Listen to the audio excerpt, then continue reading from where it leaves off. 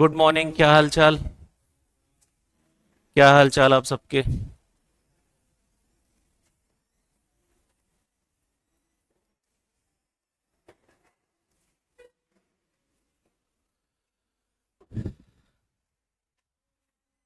Good morning.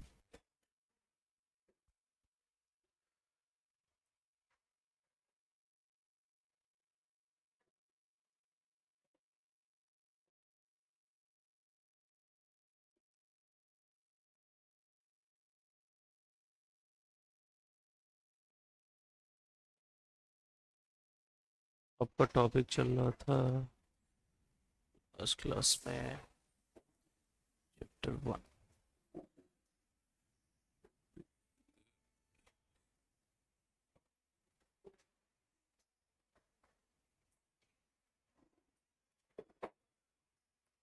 Batch DI 5।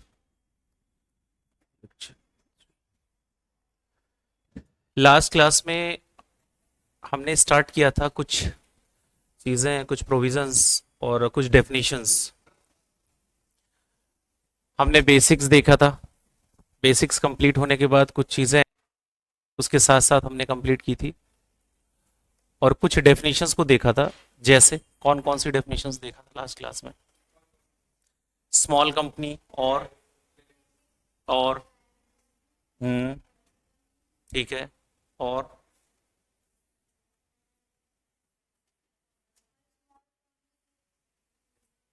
Small company तो था ही, वो एक ही है, क्लॉज 85। ठीक है, बस इतना ही देखा। और दो आंखों से कितना देखा जा सकता है? इतना ही देखा जा सकता है। चलो, मुद्दा ये नहीं है देखा, मुद्दा ये है कि याद हुआ। क्योंकि इंडिया के एजुकेशन सिस्टम इतना है, देखने से नंबर नहीं मिलते हैं, लिखने के नंबर मिलते हैं। लिखने के भी नहीं मिलते, परफेक्ट लिखने के नंबर मिलते हैं। और 100 में 100 भी मिल सकते हैं। लगा जो डेफिनेशन सेक्शन, जैसे सपोज है सेक्शन 2 क्लॉज 85 जो डेफिनेशन अगर आपने ऐसे कॉपी पेस्ट मार दिया, मतलब मेन प्रोविजंस मार दिए उसके जो की पॉइंट्स है। जैसे की पॉइंट्स क्या है? 4 crore, 40 crore, other than public company, exceptions में 3। ये पॉइंट्स, ये अगर पॉइंट्स आपके आंसर शीट में इंक्लूड है तो उसमें फुल मार्क्स मिलेंगे आपको पेपर। तो ये चीज हमें ध्यान में रखना है। अच्छा, डेफिनेशंस ऐड क्यों की जाती है किसी भी एक्ट में? रीजन पता है आपको? हम्म। व्हाट इफ की डेफिनेशन ऐड ही ना हो, एक्ट में डेफिनेशन ना हो, तो उसका इंपैक्ट क्या पड़ सकता है? यस, अलग मीनिंग ले सकता है, उस वर्ड का अलग मीनिंग ले सकता है। अब जैसे रिलेटिव्स की डेफिनेशन आपने पढ़ी सेक्शन 2 क्लॉज 77। तो अब रिलेटिव जब पूरे कंपनी लॉ में जो यूज होगा, वो कैसा यूज होगा? जो रिलेटिव बोला गया सेक्शन 2 क्लॉज 77 में, भाई उसमें कहीं भी अंकल को ऐड किया गया क्या? किया गया कहीं? पूरी डेफिनेशन अगर आप देखो, आप नहीं है ना उस डेफिनेशन में। तो अब जब रिलेटिव्स के डेफिनेशन आई तो relative means what? Only those relatives who are covered under section 2 clause 77 में, जो बस वही आएंगे जो लॉ ने बोल दिया कि हम इनको ही रिश्तेदार मानेंगे। रियल लाइफ में आप किसको मानते हो मानते रहो, लेकिन कंपनी लॉ में जब भी रिलेटिव का वर्ड आएगा तो इन्हीं को समझा जाएगा। समझ में आ रहा है? अब आगे चलते हैं, थोड़ी सी डेफिनेशंस को और एक्सीड करते हैं। हालांकि ये फाउंडेशन में भी था आपके। एसोसिएट कंपनी, नाम तो सुना होगा। देखो, जब भी associate company, subsidiary company, small company, ये जितनी भी चीजें हैं ये एक दूसरे से कनेक्टेड लगती है, थोड़ी थोड़ी मतलब कंफ्यूजन हो जाती है। होती नहीं होती? अब सिंपल समझना, आज के बाद कभी कंफ्यूजन आपकी लाइफ में नहीं होनी चाहिए इसके रिगार्डिंग में। जैसे एक है एसोसिएट कंपनी, एक है आपकी सब्सिडरी कंपनी, और एक है होली ओन्ड सब्सिडरी कंपनी। तीन है। होली ओन्ड सब्सिडरी अभी सिलेबस में नहीं है, इसमें नहीं लिखा हुआ आपके डेफिनेशन, मैं बताने के लिए बस बता रहा हूं। जैसे मान लो मैं एक कंपनी हूं, मतलब कंपनी ए है, और वो कंपनी बी में suppose that 100% paid up share capital या टोटल वोटिंग पावर लेके बैठी हुई। कितना? 100% फुल। तो ए लिमिटेड, जो वो बी लिमिटेड की होली ओन्ड सब्सिडी, वो जो बी लिमिटेड है जिसमें उसने होल्ड किया है कितना? 100% पेड अप शेयर कैपिटल। तो वो सब्सिडरी तो है लेकिन होली ओन्ड सब्सिडरी है। क्या है? Wholly owned subsidiary. अगर इसी को थोड़ा सा नीचे आ जाए और ये बोले कि more than 50% paid up share capital totting voting power held कर रही हो, कितनी, मोर देन 50%, तब वो बन गई उसकी सब्सिडरी। बस थोड़ा और आना है नीचे, और अगर उस कंपनी में जो बी लिमिटेड है, जो सब्सिडरी कंपनी जिसको आप बोल रहे हो, मान लो ए लिमिटेड है, अब ए लिमिटेड की,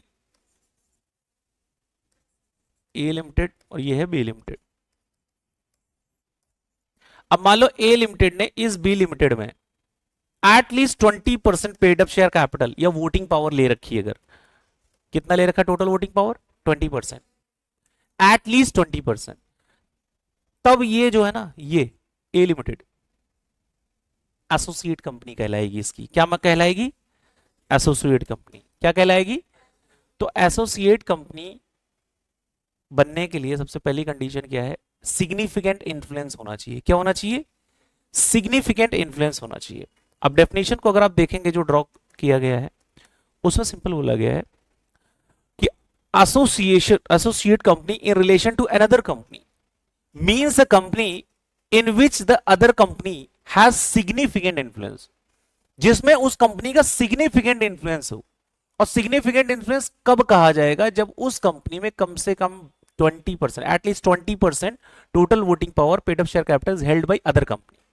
अगर वो मोर देन 50 होता तो क्या बन जाता, अगर वो 100% होता होली ओन सब्सिडी, और एटलीस्ट 20% है। अब मैं कुछ पूछूंगा आपको, यस या नो बताना है। एटलीस्ट 20% होल्ड किया, क्या बनाया, 25, 30, 50, 50.50%, उसको सब्सिडी बना लिया उसने 99%।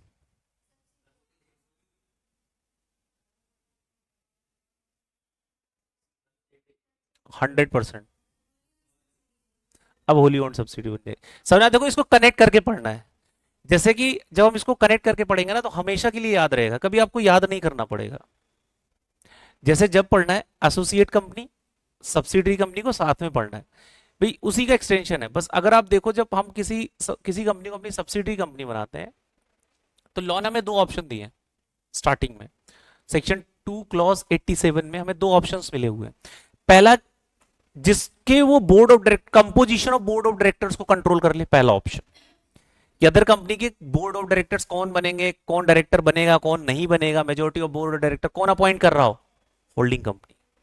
एक रास्ता तो ये है उसको अपनी सब्सिडरी बनाने का। दूसरा रास्ता लॉ मेकर ने दिया, जो कि आप जनरली ज्यादा सुना हुआ है, at least more than 50% total voting power या paid up share capital held by holding company. और अगर इसी के सेंस में अगर आप देखो एसोसिएट कंपनी, तो यहां क्या कह रहा है, जिसमें उस कंपनी का सिग्निफिकेंट इन्फ्लुएंस हो। तो लॉ मेकर ने सिग्निफिकेंट इन्फ्लुएंस को भी क्लियर कर दिया। सिग्निफिकेंट इन्फ्लुएंस का मतलब क्या, एटलीस्ट 20% टोटल वोटिंग पावर या paid up share capital is held by other company, तो वो उसकी क्या कहलाएगी, एसोसिएट कंपनी।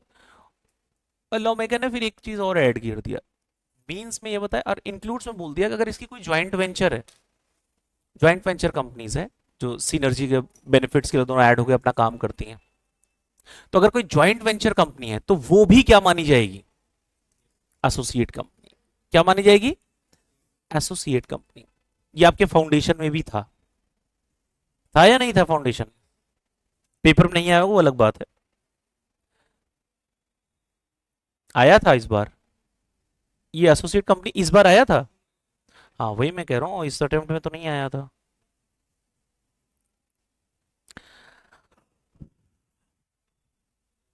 अच्छा, कुछ डेफिनेशंस ऐसी हैं, जैसे इस एक्ट में कुछ डेफिनेशंस ऐसी हैं उस जो चैप्टर होगा जिससे रिलेटेड डेफिनेशन है, वहां भी हम उसको पढ़ेंगे रिपीट। तो चैप्टर में भी उस डेफिनेशन को रिपीट कर लेंगे, और जो जरूरी है वो मैंने पहले हमें करना है। सबसे पहले जब आप पूरा कंपनीज एक्ट पढ़ोगे तो आपके सामने बार बार एक वर्ड रिपीट होगा, financial statement, financial statement, financial statement. अगर आप जनरल टोन में ऐसे समझो, जैसे आपसे कोई बोले कि फाइनेंशियल स्टेटमेंट, ईमानदारी से बताना फाइनेंशियल, अभी जनरल टर्म में मैं यूज कर रहा हूं, कंपनी लॉ में नहीं जाते हैं। जनरली अगर आपसे कोई बोले कि फाइनेंशियल स्टेटमेंट, तो क्या समझते हो आप लोग, हाँ मतलब जैसे अभी कोई बोले कि फाइनेंशियल स्टेटमेंट क्या, तो क्या क्या चीजें बताते हो, क्या बताते हो फाइनेंशियल स्टेटमेंट मतलब? प्रॉफिट और लॉस अकाउंट, और बैलेंस शीट, और कैश फ्लो हो गया, ये सब क्या है? फाइनेंशियल स्टेटमेंट है। ये जनरल टोन में लोग इतना समझते हैं, लेकिन कंपनी लॉ ने भी इसको डिफाइन कर दिया सेक्शन 2 क्लॉज 40 में कि भैया फाइनेंशियल स्टेटमेंट जब जब कंपनी लॉ में यूज होगा तो आपको ये बातें समझने की, यही है फाइनेंशियल स्टेटमेंट। थोड़ा लिस्ट बढ़ाई है उसने, देखो सेक्शन 2 क्लॉज 40 में फाइनेंशियल स्टेटमेंट की डेफिनेशंस बताई है, और डेफिनेशन शुरू कैसे की गई है अगर आप देखें तो, एक तो जो आप बोल रहे हो बैलेंस शीट को इंक्लूड किया गया है, बैलेंस शीट भी आएगा, पीएनएल भी आएगा, राइट। आप देखिए जब गौर करें इसमें, तो प्रॉफिट एंड लॉस अकाउंट भी आ रहा है, उसके साथ साथ में इनकम एंड एक्सपेंडिचर अकाउंट भी आ रहा है, क्योंकि बहुत सारी कंपनीज होती हैं जो प्रॉफिट के लिए नहीं बनती, नॉट फॉर प्रॉफिट बनती, सेक्शन 8 कंपनीज हैं, चैरिटेबल पर्पज से भी कंपनी बनाते हैं, बनाते हैं नहीं बनाते हम, तो वो कंपनियां भी यहां कवर हो जाएंगी। इसलिए यहां पे ये बोला गया है कि इनकम एंड एक्सपेंडिचर अकाउंट भी, क्योंकि for profit company PNL, for not profit company income expenditure account, right. उसके बाद कैश फ्लो स्टेटमेंट भी इसमें इंक्लूड होता है, किसमें? फाइनेंशियल स्टेटमेंट में। समझ में आ रहा है? अब अगर मान लो जैसे हर साल कई बार होता है, जैसे प्रमोटर्स के स्टेक्स चेंज होते रहते हैं, कि जैसे अभी 4% ले रखा, 5% हो गया, इक्विटी चेंज होता रहता है कि नहीं होता? अभी 2% और बढ़ गया, अभी 1% और बढ़ गया, तो ये भी डिटेल तुम्हें देनी होती है, ये भी किसका पार्ट है? फाइनेंशियल स्टेटमेंट का। चेंज इन इक्विटी, अगर आपका कुछ चेंजेस हो रहा है, आपकी शेयर होल्डिंग्स चेंज हो रही हैं, तो वो भी इंफॉर्मेशन हमें देना पड़ेगा अगर आपके ऊपर एप्लीकेबल है तो। एक पॉइंट और आता है, एक्सप्लानेटरी स्टेटमेंट या एक्सप्लानेटरी नोट। अब ध्यान से सुनना इस पॉइंट को, एक्सप्लानेटरी नोट या एक्सप्लानेटरी स्टेटमेंट कंपनीज इसलिए देती है अगर आपने कोई डेविएशन किया हुआ है। डेविएशन मतलब कोई अकाउंटिंग पॉलिसीज का या अकाउंटिंग स्टैंडर्ड्स फॉलो नहीं किया आपने, या क्यों नहीं किया, वो रीजन जो जिसमें दिया जाता है वो किसमें दिया जाता है? एक्सप्लानेटरी स्टेटमेंट में। किसमें दिया जाता है? Explanatory statement. ये अटैच होके साथ में जाता है कि अगर मान लो आपने कोई डेविएशन किया एज अ कंपनी, कि जो कंप्लाई करना था वो आपने कंप्लाई नहीं किया, तो वो आपको रीजन देना पड़ेगा कि मैंने ये कंप्लाई क्यों नहीं किया। अगर नहीं किया तो, अगर आप डेविएट हुए कि करना ये था किया ये, तो क्यों किया ऐसा, तो वो किस में लिख के देते हो आप? Reasons, explanatory statement. ये नया पॉइंट है, समझ में आ रहा है क्या? इतनी बात समझ में आ रही है क्या?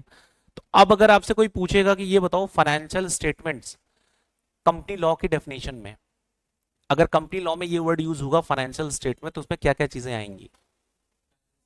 पहले तो बैलेंस शीट तो आना नॉर्मल, कोई भूलेगा ही नहीं, पीएनएल कोई भूलता नहीं, बस एक चीज भूलता है, income expenditure account, cash flow. 3 हो गया। नए पॉइंट्स क्या है? Changes in equity if applicable, तो वो भी इंक्लूड हो जाएगा, और एक्सप्लेनेटरी नोट भी इसका पार्ट। अब आपसे कोई पूछेगा एक्सप्लेनेटरी नोट है क्या, तो क्या बताओगे? कोई अगर डेविएशंस है या कुछ हम कुछ हमने भूल भूल गए लिखना, तो वो चीजें इसमें इंक्लूड होगा, रीजंस देना पड़ेगा क्यों हम डेविएट हुए, क्यों उसको फॉलो नहीं किया इसको। समझ में आ रहा है? अब इसमें कुछ अदर पॉइंट्स हैं इसी में, सेक्शन 2 क्लॉज 40 में।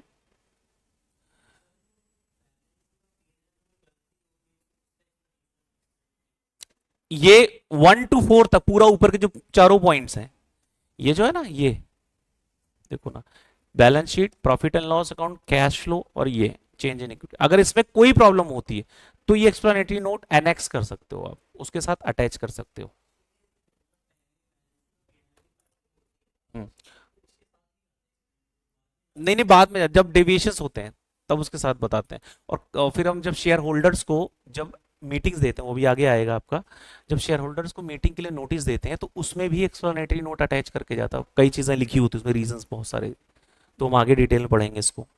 अच्छा, कुछ कंपनीज हैं जिनको ना ये प्रेशर से बाहर निकाला गया है, क्योंकि उनके ऊपर इतना रिस्पॉन्सिबिलिटी हम डाल नहीं सकते एज अ कंपनी, छोटी कंपनियां हैं। देखो, जैसे financial statement with respect to 1 person company, OPC नाम तो सुना होगा, स्मॉल कंपनी नाम तो सुना है अभी, ओपीसी, स्मॉल कंपनी और dormant company, section 455 dormant company में not include cash flow statement. ये 3 कंपनीज हैं, कौन कौन? ओपीसी, स्मॉल कंपनी और डॉर्मेंट, तीनों फाउंडेशन में थी। फिर भी समझना है आपको, ओपीसी दूसरा स्मॉल कंपनी और तीसरा डॉर्मेंट कंपनी, इसमें कैश फ्लो स्टेटमेंट इंक्लूड नहीं होता। इनको थोड़ा रिलैक्सेशन दिया गया है, किसको, इन कंपनीज को। अब आते हैं फाइनेंशियल ईयर पे। देखो हर हर जगह फाइनेंशियल ईयर अलग अलग है, हर कंट्री का अपना अपना फाइनेंशियल ईयर है। अब इसमें दो तरीके के क्वेश्चन आते हैं, अब ध्यान से सुनना। एक आता है फाइनेंशियल ईयर की इंडिया के कंटेक्स्ट में क्या माना जाएगा, जैसे अपनी इंडिया की जो कंपनीज काम कर रही हैं, जोमेटो से लेके स्विगी से लेके जितनी भी कंपनीज है इंडिया की, जोमेटो हो गया, बोट हो गया, या जो भी है, टाटा, रिलायंस, जो भी है, जितनी कंपनीज, इनके ऊपर कौन सा फाइनेंशियल ईयर लगेगा, पहला क्वेश्चन। और दूसरा क्वेश्चन है कि ये जो अमेजोन हमारे यहाँ काम कर रही है, ये जो नेटफ्लिक्स हमारे यहाँ काम कर रही है डिजिटली, या और भी जो फॉरेन कंपनी, जो मैकडी हमारे यहाँ काम कर रही है, जो गूगल हमारे यहाँ काम कर रही है, यूट्यूब हमारे यहाँ काम कर रहा है इंडिया, तो ये जो कंपनीज हैं इनको कौन सा फाइनेंशियल ईयर फॉलो करना है इंडिया, सोच के बताओ।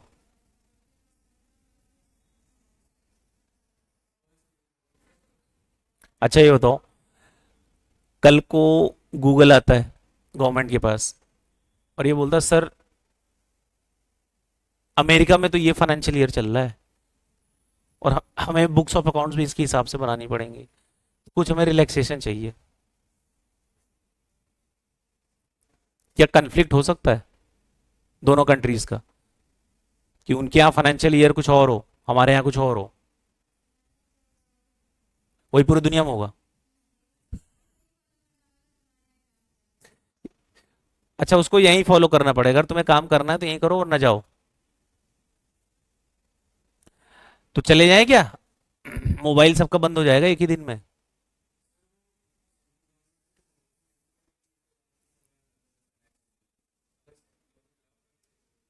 हम्म, या ऐसा कह सकते हैं क्या, करना है तो इंडिया के हिसाब से चलो, और अगर अपने मन की करनी है तो चले जाओ बाहर। हाँ, सेंट्रल गवर्नमेंट के डिस्क्रिप्शन पे डिपेंड करेगा, आप अप्लाई कर सकते हो, रिक्वेस्ट कर सकते हो, आपके में एक बहुत डिटेल चैप्टर है कंपनी लॉ में, चैप्टर नंबर 11 है जो incorporation of companies outside India, जिसमें हम फॉरेन कंपनीज की बात पढ़ेंगे, वहां मैं इसको डिटेल में कराऊंगा आपको। वहां वो फॉरेन कंपनीज के बारे में बात करता है, सेक्शन 2 क्लॉज 42 की, किसकी, फॉरेन कंपनी की। फॉरेन कंपनी अगर इंडिया में ये जितनी कंपनीज काम कर रही हैं, क्या है इनके ऊपर कंपनीज एक्ट लगेगा नहीं लगेगा, और कंपनीज एक्ट लगेगा तो कितना लगेगा। भाई कल को वो कंपनी ये भी कह सकती है ना, करे ये तो हमारे यहाँ खुद ही इतना फॉलो कर रहे हैं लीगल कंप्लायंसेस, इंडिया में भी हम करें। गूगल बोल सकता है कि अमेरिका में फॉलो कर रहा हूं, यहां भी करूं तो करूं क्या। तो वो चैप्टर 11 आपको सारी चीजें डिटेल में बताया जाएगा, उसमें उसमें सब फॉरेन कंपनीज के बारे में बात करेंगे, इसलिए अभी के लिए यहाँ पे थोड़ी सी बात करेंगे। फाइनेंशियल ईयर पहले तो इंडिया के कंटेक्स्ट में देख लेते हैं, इंडियन कंपनीज के कंटेक्स्ट में अगर आप देखो बहुत सिंपल है, बच्चा बच्चा इंडिया का जानता है ये बात। Financial in relation to any company ending कब होता है, 31 मार्च एवरी ईयर, हर साल 31 मार्च को खत्म। अभी इस साल कब खत्म होने वाला है, फाइनेंशियल ईयर इस साल का कब खत्म होगा, 31 मार्च 2025। अच्छा ये बताओ सीएस के लिए फाइनेंशियल ईयर के क्या मायने हैं, as a chartered accountant financial year के क्या मायने हैं आपके लिए।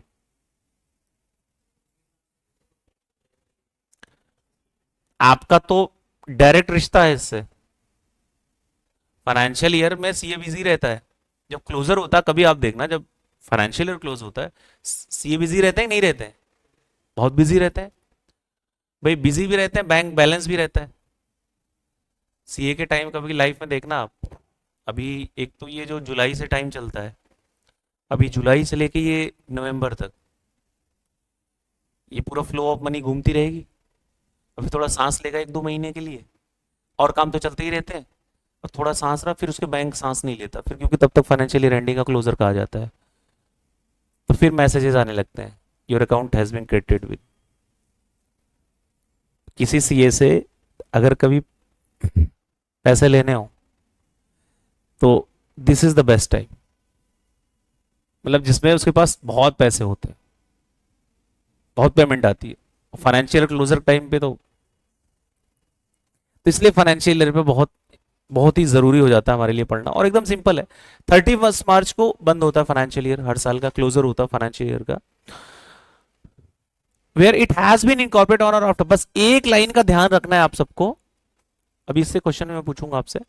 फाइनेंशियल ईयर जनरली 31 मार्च एवरी ईयर बंद हो जाता है, ये सबको पता है। अगर मान लो आपकी कंपनी जो बनी है वो 1 जनवरी को बनी है, कब बनी है? After the 1 January, first new year के बाद बनी है। जैसे मान लो इस साल 1 जनवरी 2024, आपकी कंपनी लेट्स से की बनी है 5 जनवरी 2024 को। कब बनी है? 5 जनवरी 2024 को। तो उस केस में फाइनेंशियल ईयर क्या होगा ये पूछना चाह रहे हैं कि 1 जनवरी के बाद अगर आपकी कंपनी बन रही है तो फाइनेंशियल, जैसे फर्स्ट आपकी कंपनी बनी 5 जनवरी 2024, तो आपका फाइनेंशियल ईयर कब होगा? 31 मार्च 2024। सोचो,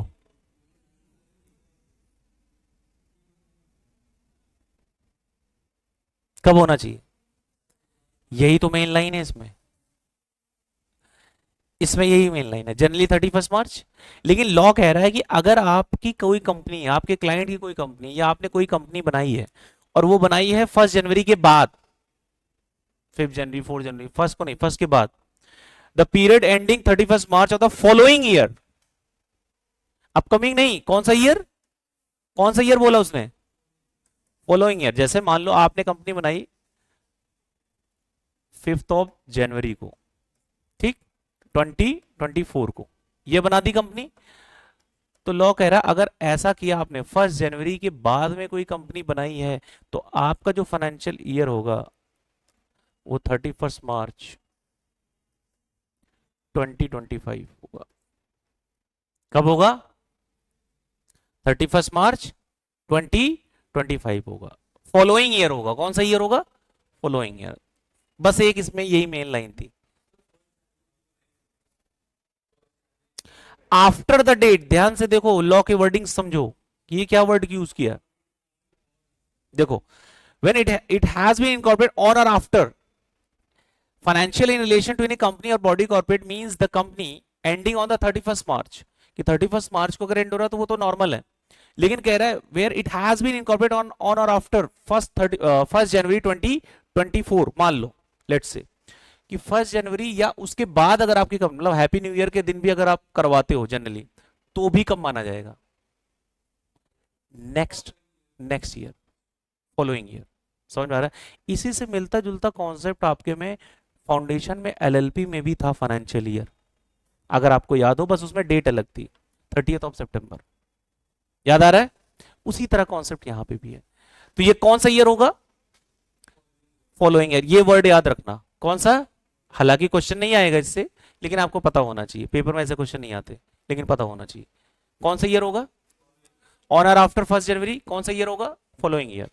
अब इसमें बस एक वो जो अमेंडमेंट वाला पार्ट मैंने बोला था, जो मैंने आपको बोला था कि अगर कोई फॉरेन कंपनी है तो उस केस में क्या होगा। फॉरेन कंपनी के केस में अगर कोई और फाइनेंशियल ईयर वो ऐड कर रही है या कोई और फाइनेंशियल ईयर फॉरेन कंपनी चला रही है, तो इस केस में वो सेंट्रल गवर्नमेंट से रिक्वेस्ट कर सकती है, एप्लीकेशन देके। किसको दे सकती है? फॉरेन कंपनी सेंट्रल गवर्नमेंट को एप्लीकेशन देके कोई और फाइनेंशियल ईयर चूज कर सकती है, अगर उसको अप्रूवल या परमिशन मिल जाए सेंट्रल गवर्नमेंट से। तो समझ में आ रहा है? फॉरेन कंपनी, अगर क्वेश्चन आ जाए क्या फॉरेन कंपनी कोई और फाइनेंशियल ईयर ऑप्ट कर सकती है अपनी कंट्री के हिसाब से, तो आंसर होगा yes, but subject to the approval of CG. बस इसमें मेन पॉइंट थे। तो फाइनेंशियल में बस 3 मेन पॉइंट्स हैं, they are 3 points only. First point, normal cases में कब होता है? 31 March. On or after first day of January अगर है तो नेक्स्ट फॉलोइंग ईयर। अब तीसरा आता है कि फॉरेन कंपनी की रिलैक्सेशन के रिगार्डिंग प्रोविजन, कि अगर कोई फॉरेन कंपनी है वो डिफरेंट फाइनेंशियल ईयर चूज करना चाहती है तो क्या वो कर सकती है subject to the conditions, subject to the approval of CG, तब कर सकती है। समझ में आ रहा है? लेट्स से कि गूगल अगर कोई फाइनेंशियल ईयर और चूज करना चाहती है या अमेजोन कोई और फाइनेंशियल ईयर चूज करना चाहती है तो क्या वो कर सकती है? कर सकती है, लेकिन subject to approval of CG. देखो गवर्नमेंट कंपनी वाला कॉन्सेप्ट भी फाउंडेशन में आपने पढ़ा हुआ होगा, सेक्शन 2 क्लॉज 45 का। गवर्नमेंट कंपनी जो हमने पढ़ा है तो सिंपल गवर्नमेंट कंपनी में बोलता है एक लाइन पहले, तो गवर्नमेंट कंपनी मीन्स कंपनी जिसमें एटलीस्ट 51%, कम से कम कितना 51% paid up share capital is held by, कौन कंट्रोल कर रहा है 51 paid up? CG, central government, दूसरा ऑप्शन स्टेट गवर्नमेंट, और तीसरा दोनों का combination, partly by CG partly by SG, state government. यही पढ़ा था आपने, एटलीस्ट 51%। अब इसमें एक लाइन है जो पेपर में स्टूडेंट छोड़ के चले जाते हैं, ये वाली लाइन। ये वाली लाइन तो पूरा इंडिया लिख देता है, ऊपर वाली जो मैंने बोला ये भूल जाते हैं लिखना। The company which is a subsidiary of such government company, वो भी गवर्नमेंट कंपनी, मतलब अगर गवर्नमेंट कंपनी की कोई सब्सिडरी कंपनी है तो वो भी क्या कहलाएगी? समझ में आ रहा है? गवर्नमेंट कंपनी की सब्सिडरी कंपनी है तो क्या कहलाएगी? गवर्नमेंट। सब्सिडरी कब बनेगी? सब्सिडरी कब बनेगी? Subsidiary, remember the word, remember the word, remember the word, section 2 clause 87। Yes, ये वर्ड याद रखना, this is the main difference. जो ये जो सेकंड वाली लाइन है ना, ये वाली जो लाइन है, इस केस में फिर ये वाला कंसीडर ऊपर वाला मत करना, क्योंकि कह रहा है सब्सिडी कब बनेगी।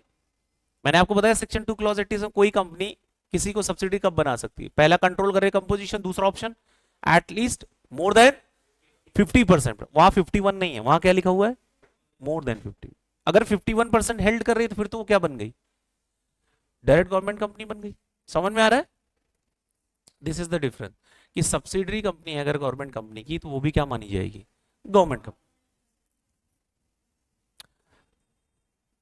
केएमपी मैंने बताया था लास्ट क्लास में, सेक्शन 2 क्लॉज 51, याद है? अब आते हैं मेंबर्स पे। कई बार जब कंपनी लॉ को पूरा पढ़ोगे, जब कंपनीज एक्ट में बार बार एक वर्ड यूज होगा, मेंबर मेंबर मेंबर। क्या यूज होगा? मेंबर। तो अब इसमें कह रहा है कि सेक्शन 2 क्लॉज 55 कह रहा है कि कंपनी में मेंबर बन कैसे सकते हैं। मैंने इस मेंबर से रिगार्डिंग एक क्वेश्चन भी पूछा था लास्ट क्लास में, हस्बैंड वाइफ वाला, याद है आपको? ये कौन वोट करेगा, जिसका वो सीनियरिटी किस बेस पे, वो सारी चीजें। तो अब यहाँ पे लॉ ने 3 वेज बताए हैं कि एक पर्सन किसी भी कंपनी में मेंबर कैसे बन सकता है। कंपनी में मेंबर बनने के लिए कितने ऑप्शंस हैं, सेक्शन 2 क्लॉज 55 में बताया गया है। सबसे पहले तो जब आप कंपनी बना रहे थे तो आपने देखा था कि प्राइवेट कंपनी में 2 लोग, एटलीस्ट 2 सब्सक्राइबर टू मेमोरेंडम चाहिए, पब्लिक में 7, ओपीसी में 1, ये सुना था आपने। तो कह रहा है कि सबसे पहले तो सब्सक्राइबर टू द मेमोरेंडम बन के हम मेंबर बन सकते हैं, कि मेमोरेंडम में जो सब्सक्राइबर के नाम लिखे जाते हैं कंपनी बनाते समय, तो भी एक तरीका है मेंबर बनने का। नंबर 1 ऑप्शन, जो कंपनी रजिस्टर्ड हो रही उस नाम से। जैसे मैं पब्लिक कंपनी बना रहा हूं तो पब्लिक कंपनी बनाने के लिए कम से कम कितने मेंबर चाहिए? 7 मेंबर्स। कितने मेंबर चाहिए?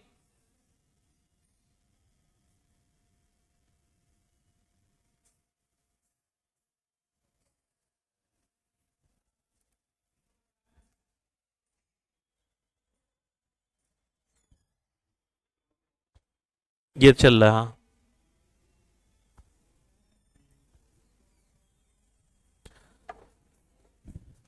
कितने मेंबर्स चाहिए? 7। प्राइवेट में कितने चाहिए? 2 चाहिए। अब जब 7 लोग चाहिए होते हैं, जैसे मान लो कंपनी बन रही है, अब 7 लोग चाहिए, अब 7 लोग इस मेमोरेंडम में सब्सक्राइबर बनेंगे, सब्सक्राइबर टू द मेमोरेंडम। तो पहला ऑप्शन क्या होगा? इसी नाम से रजिस्टर्ड हो जाएगी कंपनी, कंपनी रजिस्टर्ड दिखाएंगे कितने मेंबर हैं, ये लोग हैं, उनकी आईडी जाती है। तो पहला रास्ता तो ये हो गया मेंबर बनने का, subscribe to the memorandum, memorandum subscribe करके एमओए में। दूसरा रास्ता है कि मान लो आप खुद ही मेंबर बनना चाहते हैं, तो आप एक एप्लीकेशन देंगे रजिस्ट्रार को कि मेंबर बनना चाहते हैं। आप एक रजिस्ट्रार को एप्लीकेशन देंगे जो रिटेन में होगा, और वो आपका नाम कहाँ लिख देगा, रजिस्टर ऑफ मेंबर में, रजिस्टर ऑफ मेंबर में, तो भी मेंबर बन सकते हैं। दूसरा राइटिंग में देके बन सकते हो, और फर्स्ट है सब्सक्राइबर मेमोरेंडम के बन के, और तीसरा ऑप्शन बनता है जो जनरली बहुत कॉमन है, शेयर्स होल्ड करके कंपनी में। क्या होल्ड करके, शेयर्स होल्ड करके, ये सबसे कॉमन यही है। तो तीन तरीके कौन कौन से, पेपर में नहीं आएगा लेकिन आपको पता होना चाहिए। मेंबर बनने के सिर्फ तीन तरीके सेक्शन 2 क्लॉज 55 में बोला गया। पहला एमओए में सब्सक्राइबर बन के, सब्सक्राइबर टू द एमओए बन के, दूसरा रिटर्न में एप्लीकेशन देके, और तीसरा एज अ शेयर होल्डर। तीन ही तरीके कंपनी लॉ ने दे रखे हैं आपको।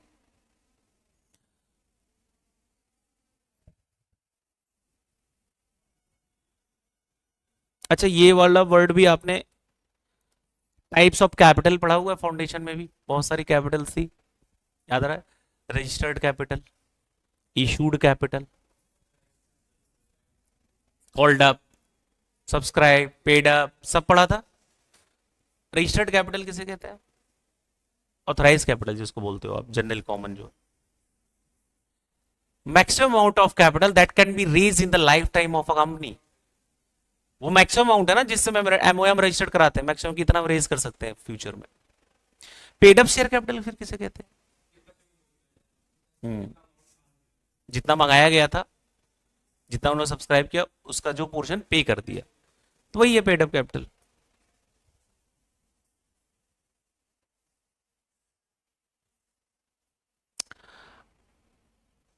अच्छा, पब्लिक कंपनी की डेफिनेशन तो हद से ज्यादा इजी है, उसको पढ़ाने की कोई जरूरत नहीं है, शायद आपको पता ही होगा। Public company means a company which is not a private company. क्या है definition, public company means a company which is not a private company. बस एक लाइन और है नीचे, क्या,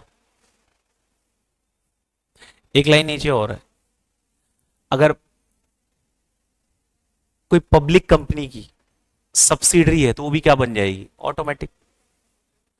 the subsidiary of public company is also known as public company. Same ऐसे जैसे गवर्नमेंट कंपनी वाले केस में पढ़ा था आपने।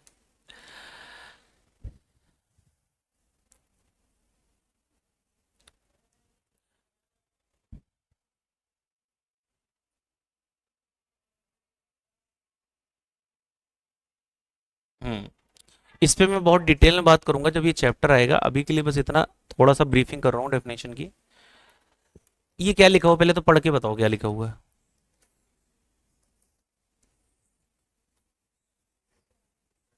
स्वीट या स्वेट, स्वेट मतलब यही होता है ना। तो कई बार होता है, देखो आज के टाइम में मैं आपको बताऊं, जो कॉर्पोरेट की जो बिगेस्ट प्रॉब्लम है, इवन आप भी फ्यूचर में जब आओगे तो ये चीज आपके सामने भी आने वाली है, इसमें कोई दो राय नहीं, बस एक ही राय है कि आएगी। आपको अच्छे एम्प्लॉयज नहीं मिलेंगे काम करने के लिए, अच्छे लोग नहीं मिलेंगे, और मिलेंगे तो रुकेंगे नहीं कंपनी में। रीजन,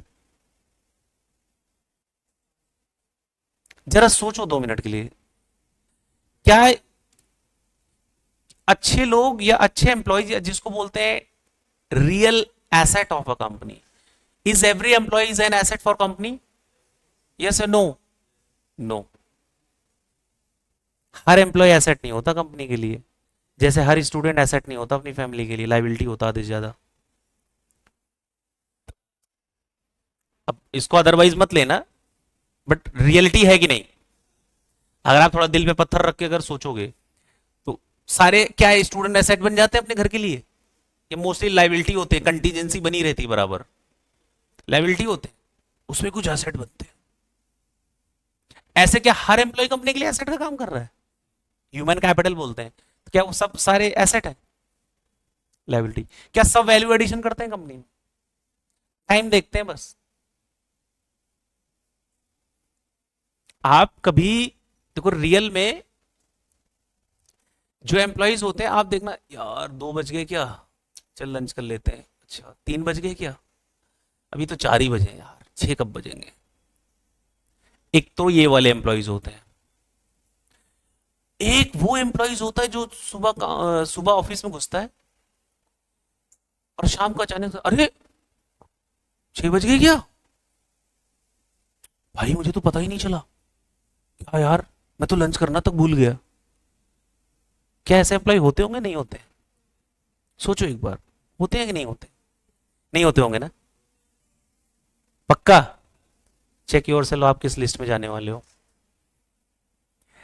अच्छा वो क्या, जैसे एक एम्प्लॉय है कि जो हर एक घंटे में सिर्फ घड़ी देखे जा रहा है ऑफिस में,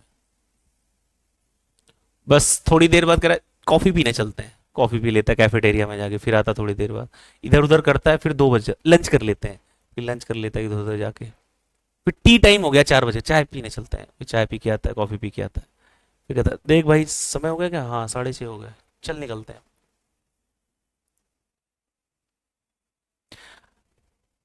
कंपनी को अगर आप थोड़ा ब्रॉड स्टैंडर्ड्स माइंडसेट से देखें तो चला कौन रहा है? कंपनी खुद चल रही है, सेपरेट लीगल एंटिटी है in the eyes of law, artificial legal person है, चलाते ह्यूमन बींग्स हैं, राइट? और टैलेंटेड पीपल ही चला सकते हैं। तो कंपनी को अच्छे एम्प्लॉयज की जरूरत होती है, अच्छे डायरेक्टर्स, अच्छे एम्प्लॉयज होती है।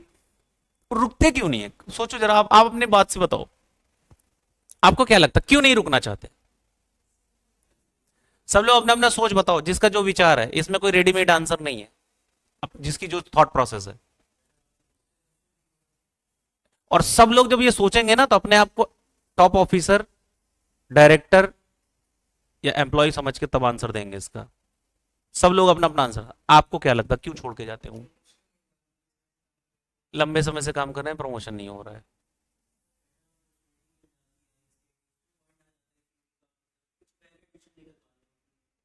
कंपनी में नहीं कर पा रहे हो आप वैल्यूडेशन, बेटर अपॉर्चुनिटी। तो जिस जो एचआर के सामने कस्में खाई थी आपने स्टार्टिंग करते समय, मैं तो जान लगा दूंगा कंपनी के लिए, और ये वो सारी चीजें करते हैं ना जब आप जॉब पे जाते हो तो। हाँ, आपको क्या लगता है? मनी की वजह से छोड़ देते हैं, ठीक है। Better opportunity, better options, better options.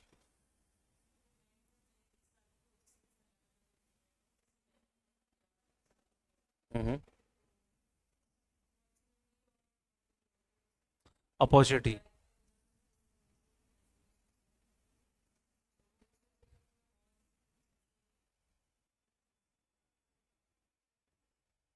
आपने ये नाम सुना, Ashneer Grover? Nothing is over if there is Ashneer Grover, ये बोलता है वो। नाम तो सुना होगा।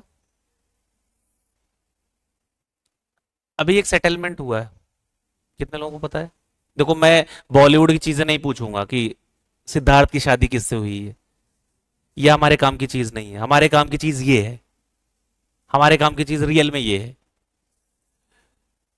तो अभी आपने नोटिस किया एक जिससे उसका डिस्प्यूट चला था, भारत पे, राइट? तो भारत पे में को फाउंडर था अश्नीर भी।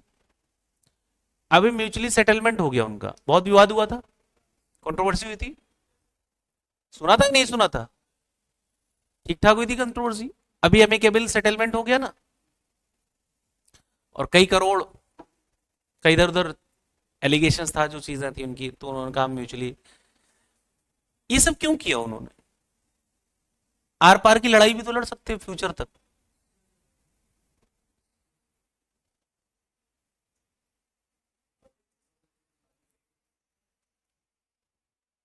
पब्लिसिटी कैसे? कंट्रोवर्सी से पब्लिसिटी होती है?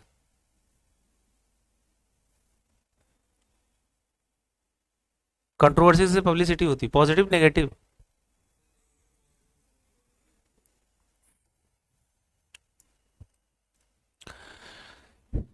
लेकिन जब भी कोई एम्प्लॉइज आता है या डायरेक्टर आता है कंपनी में, काम करता है, कई सालों तक काम करता है, कुछ टाइम तक काम करता है, वो देखता है यार मैं अपनी जिंदगी लगा रहा हूं, अपनी पूरी जान लगा रहा हूं कंपनी में, दिन रात पसीने में मेहनत कर रहा हूं, और वो कह भी रहा है कि मैंने अक्सर कामयाबी को पसीने के संग देखा है, मेहनत करने वालों के।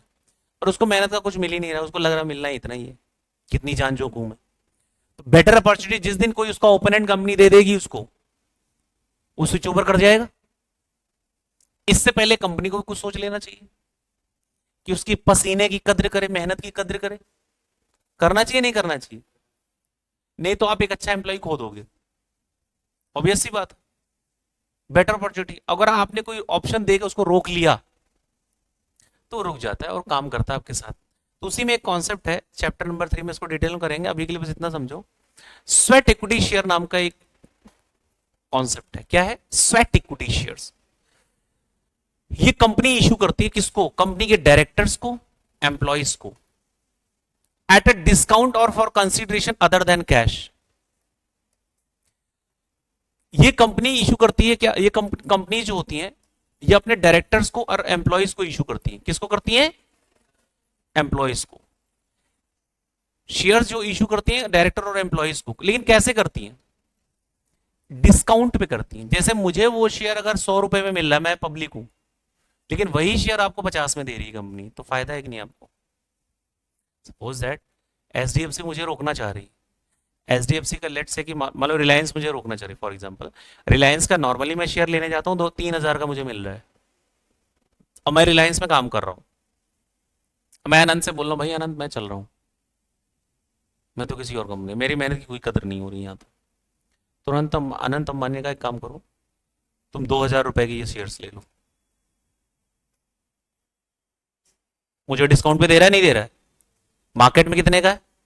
3,000 रुपए, और मुझे 2,000 रुपए मिल रहा है, प्रिविलेजेस मिल रहे हैं, तो मुझे फायदा होगा कि नहीं होगा? मैं बेचूंगा फ्यूचर में उस शेयर्स को, तो मुझे डिस्काउंट पे शेयर दिया जा रहा है। कैसे? स्वेट इक्विटी शेयर्स दिए जा रहे हैं, वो भी डिस्काउंट पे, और for consideration other than cash. उसके बदले में अनंत अंबानी मुझसे कुछ नहीं ले रहा है, कंसिडरेशन कोई कैश में नहीं ले रहा है। वो कैसे ले रहा है? अदर देन कैश ले रहा है। किस चीज की वजह से अनंत अंबानी ने मुझे इतने के शेयर्स दिए? क्यों? क्योंकि मैंने कंपनी को नो हाउ प्रोवाइड किया है, कंपनी को कुछ ऐसा दे दिया, इंटेलेक्चुअल प्रॉपर्टी, कुछ सॉफ्टवेयर ऐसा बना दिया, या कुछ ऐसा डेवलप करके दे दिया अनंत अंबानी को, जिसकी वजह से कंपनी वैल्यूएशन हो गया, बहुत पैसा कमाएगी कंपनी, राइट? मालूम मैं टेकी हूं, कोई टेकी मतलब टेक एक्सपर्ट, आईआईटीएन हूं मान लो, तो मैंने अनंत अंबानी कंपनी को कुछ ऐसा डेवलप करके दे दिया सॉफ्टवेयर, जिसकी वजह से कंपनी बहुत पैसा फ्यूचर में कमाने वाली है। तो मैंने वैल्यू एडिशन किया कि नहीं किया कंपनी में? तो क्या अनंत अंबानी ने मुझसे उसके बदले कुछ पैसे लिए? नहीं लिए ना। लेकिन कंसिडरेशन क्या था? Other than cash. Other than cash में जैसे क्या किया जाएगा? यही इंटेलेक्चुअल प्रॉपर्टी आपका कुछ हो गया, वैल्यू एडिशन कर दिया। अच्छा, वैल्यू एडिशन वर्ड का मतलब समझ में आता है आपको? कैसे?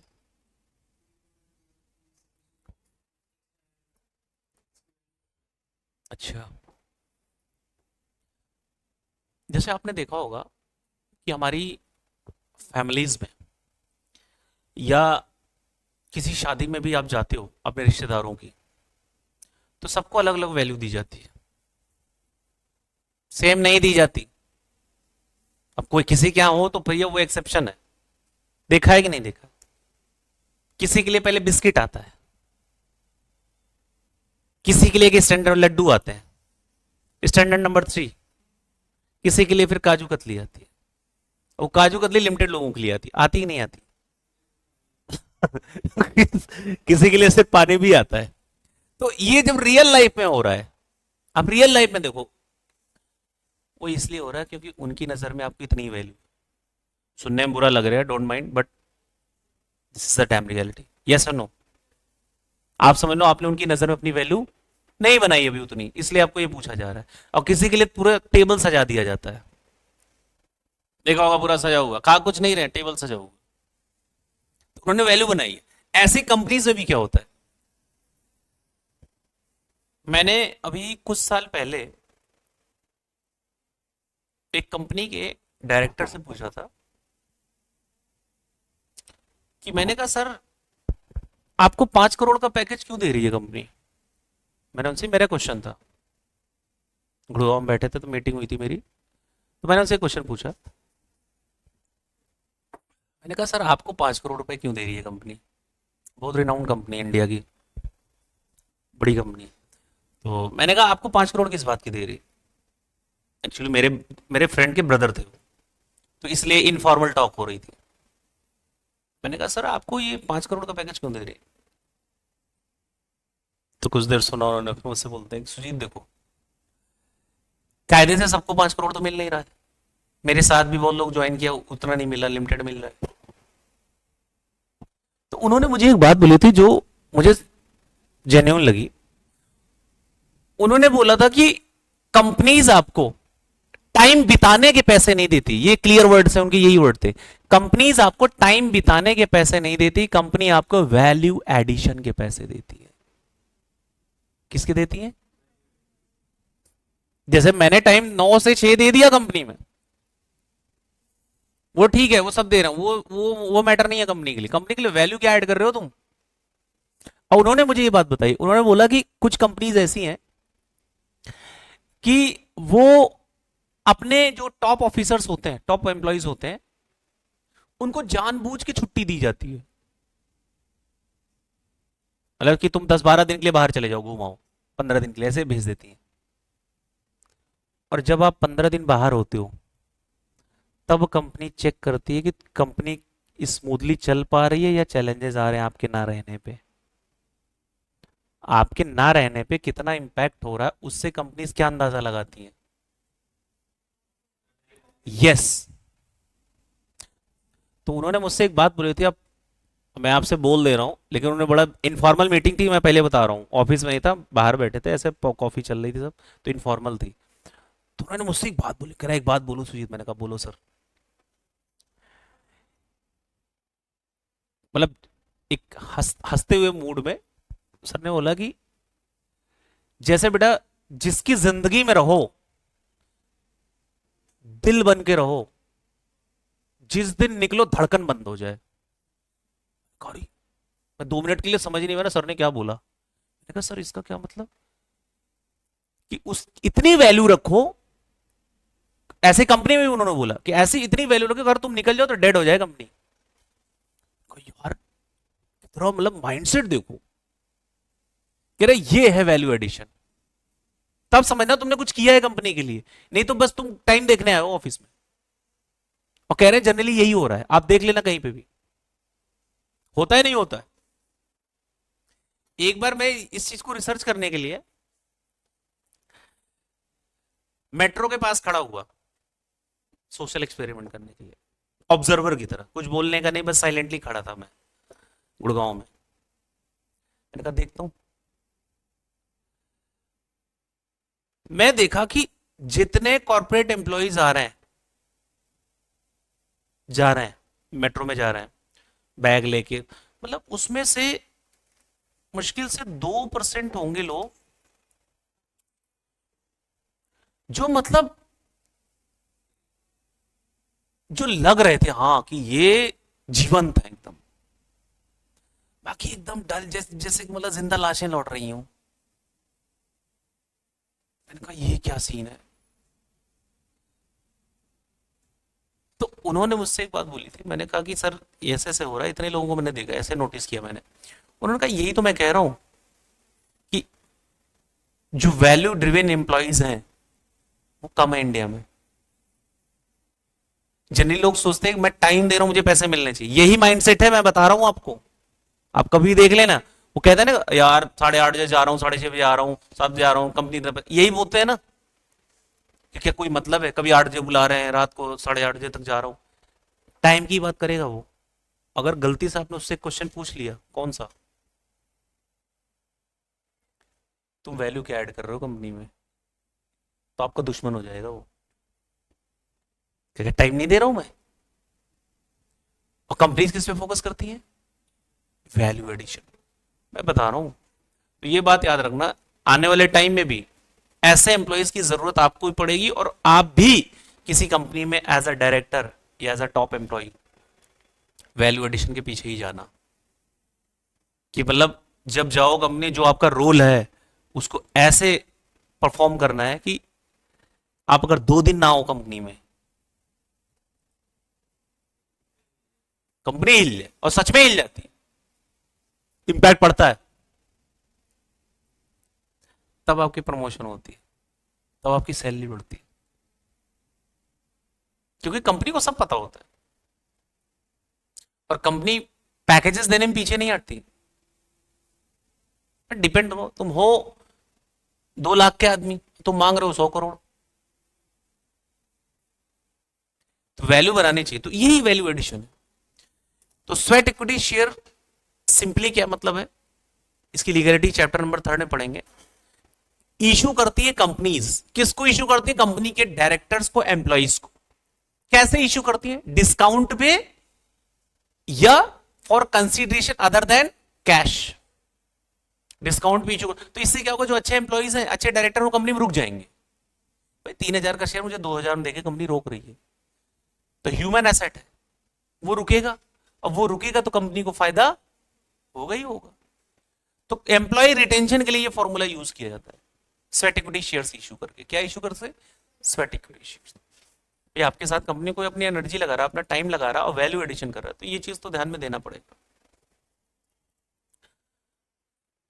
अब मैं आपको एक छोटी सी बात बताता हूं ट्राइब्यूनल की, जिसको आप ट्रिब्यूनल बोलते हो। एनसीएलटी और एनसीएलएटी दो वर्ड होंगे कंपनी लॉ में, national company law tribunal NCLT, national company law appellate tribunal. अब पहले क्या होता, तो अभी क्या हो गया, पहले क्या होता था कि जैसे कोई भी कंपनी का केस फंसा, कंपनी ने कोई वायलेशन किया, कोई एक्ट का कुछ भी किया, तो उसके केसेस जाते थे कंपनी लॉ बोर्ड में, सीएलबी में। कहां जाते थे, उसके बाद फिर हाई कोर्ट, सुप्रीम कोर्ट, ऐसे चलता था मामला। उसमें एक दिक्कत आती थी, ये जो प्रोफेशनल्स हैं, सीए, सीएस, सीएमए, ये 3 प्रोफेशनल्स, ये कंपनी लॉ बोर्ड में तो जा सकते थे केस लड़ने। कहां जा सकते थे, कंपनी लॉ बोर्ड में। ये अपने क्लाइंट की तरफ से रिप्रेजेंटेशन दे सकते हैं। Suppose that you are a head of a legal team, या you are a corporate head किसी कंपनी में, और आपको अगर कंपनी लॉ का कोई प्रेजेंटेशन देने जाना है, कंपनी लॉ कोई केस फंस गया, तो आप डायरेक्ट केस लड़ सकते हो एज ए चार्टर अकाउंटेंट। लेकिन कंपनी लॉ बोर्ड तक कहां लड़ सकते थे, सिर्फ हाई कोर्ट में जाते आप नहीं लड़ सकते, अनटिल अनलेस आप एडवोकेट ना हो। यही होता है। तो ये चीजें बड़ी प्रॉब्लम होती है। तो प्रोफेशनल्स कहते थे यार हमने इतना पढ़ा है, कंपनी लॉ हमने इतना पढ़ा है, सी ए सी एस सब कहते हैं हमने इतना पढ़ा अपने सिलेबस में, और हमें सिर्फ यहीं पे पावर होती है, उसके लिए चलो एडवोकेट एडवोकेट बनो। तो हम अपने क्लाइंट का केस नहीं लड़ पाते थे आगे किसी कंपनी का। अभी क्या हो गया, द गुड न्यूज इज कि अब एनसीएलटी बना, नेशनल कंपनी लॉ ट्रिब्यूनल। जो सीएलबी था अभी now known as company law, जो कंपनी लॉ बोर्ड था अब बोला जाता है ट्रिब्यूनल, एनसीएलटी क्या बोला जाता है उसको। और जो पहले हाई कोर्ट वगैरह का रूट लिया था वो हट गया, अब एनसीएलएटी में जाती है अपील। कहां जाती है, national company law appellate tribunal, NCLAT. समझ में आ रहा है। तो अब इन दोनों जगह सीए जा सकता है केस लड़ने। पहले सिर्फ सीएलबी तक जाता था, अभी एनसीएलटी में भी जा सकता है। और यहां के बाद अगर अपील फाइल होगी तो वहां पे उसको लॉयर होने की जरूरत नहीं, वहां भी वो डायरेक्ट केस लड़ सकता है। तो this is the good opportunity in 2013 companies act, हमारे लिए एक अच्छी अपॉर्चुनिटी है। पहले ये नहीं थी। कंपनी के जो केसेस हैं वो यही समझाते हैं। जनरली पेमेंट भी अच्छी खासी है इसमें। कुछ प्रैक्टिशनर्स हैं जो सिर्फ केस ही लड़ते हैं, पूरे साल कोई काम नहीं करते। जैसे I know most of the chartered accountant, बहुत सारे चार्टर्ड अकाउंटेंट हैं इंडिया में जो स्पेसिफिक वही काम करते हैं। मतलब एज अ चार्टर्ड अकाउंटेंट तो आप बहुत काम कर सकते हो, लेकिन मैंने देखा वो लोग सिर्फ पूरे साल में 10-12 केस लड़ते हैं। यार 10-12 केस लड़के बस क्या होगा इससे, जब पता चलता है कि 1-2 करोड़ रुपए ले रहे, 4-4 करोड़ रुपए ले रहे हैं एक केस के। मैंने कहा ठीक है फिर। तो फिर जैसे पूछता, मैंने कहा ये आप लोग इसमें क्यों, तो कह रहे यार देखो 50 जगह एनर्जी में अपनी डाइवर्ट करने से बेटर मैं लिमिटेड जगह एनर्जी डाइवर्ट फुली डाइवर्ट करूंगा। अब मैं इसका स्पेशलाइज रहूंगा पर्सन, पूरे इंडिया में कोई किसी को हेल्प चाहिए होगी मेरे पास आएगा, है कि नहीं। वरना जनरली सारे चार्टर्ड अकाउंटेंट सारे काम कर रहे हैं, लेकिन केस वाला काम कम चार्टर्ड अकाउंटेंट करते हैं। आप कभी देखना केस लड़ने वाला जो काम है वो सारे सीएस नहीं करते, जो हियरिंग्स के केसेस होते हैं। तो कंपनी लॉ में भी एक अपॉर्चुनिटी हमें मिल गई है।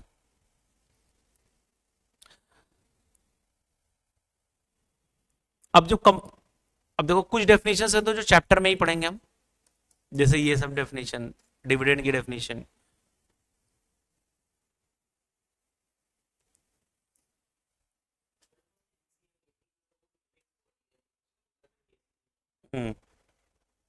एनसीएलएटी उसमें भी केस लड़ो, उसमें बहुत पैसा मिलता है। अपीलेट। कंपनी लॉ मैटर के लिए सेपरेट है ये पूरा, हाँ क्वाजी जुडिशियल, हाँ। और अगर अगर कोई बहुत कोई इंटरप्रिटेशन के रिगार्डिंग कुछ ऐसा फंस गया तो सुप्रीम कोर्ट में जा सकता है, जनरली नहीं जाता।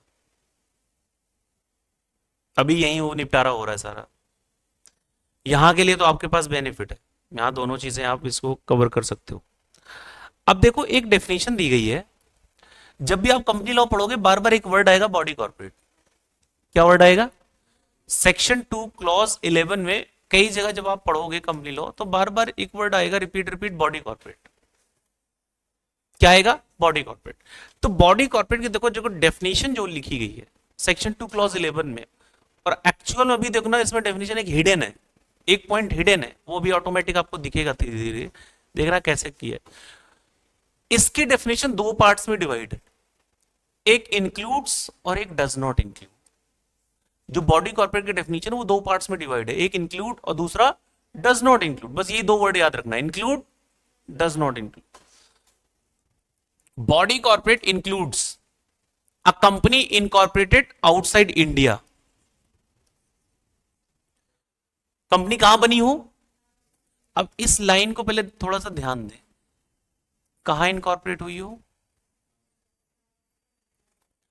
और ये क्या ये वर्ड यूज हो रहा है, और यहां कह रहा है डज नॉट इंक्लूड। कह रहा है body corporate includes a company incorporated outside India. What does it mean? अगर मैं इसको सिंपल वर्ड बोलूं, फॉरेन कंपनी की बात कर रहा है क्या? सेक्शन 2 क्लॉज 42 की बात कर रहा है, फॉरेन कंपनी की बात कर रहा है नहीं कर रहा? पहले ये बताओ। अगर इसको, ये तो इनडायरेक्ट वे में बोला, डायरेक्ट वे में क्या कहना चाह रहा है?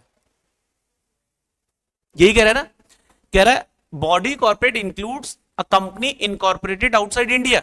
जब भी कंपनी लॉ में आपको बॉडी कॉर्पोरेट वर्ड दिखेगा तो आप समझना बॉडी कॉर्पोरेट में क्या इंक्लूड होता है, फॉरेन कंपनी भी इसमें आ जाती है। क्या आ जाती है? कंपनी इनकॉर्पोरेटेड आउटसाइड इंडिया का मतलब फॉरेन कंपनी तो हुई, यही हुई ना।